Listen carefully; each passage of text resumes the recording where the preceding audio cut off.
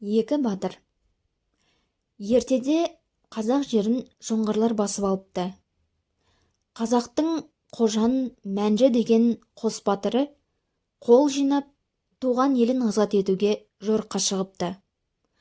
Олар жауларын тықсыра отырып Бүркітші тауына жетіпті.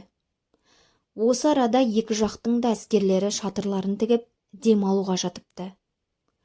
Жоңғарлардың бір шалы қазақтарға елшілікке келіпті.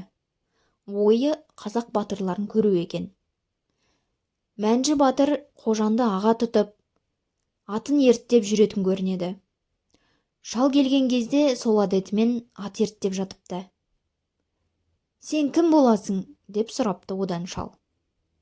«Мен Қожан батырдың ат ерттеушісі болам» депті Мәнжі. «Ендеше сен маған қожаныңды көрсетші» депті елші.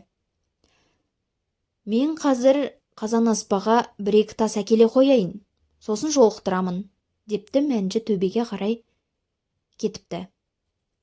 Іле шала оралыпты. Екі қолтығында кебежедей екі тасы бар батырды көрген елші асығыс атқа қоныпты.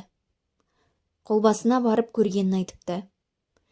Егер ат қосшысы екі кебежедей тас көтерсе, батыр қандай болмақ? Деп жау сол түні қашып кетіпті.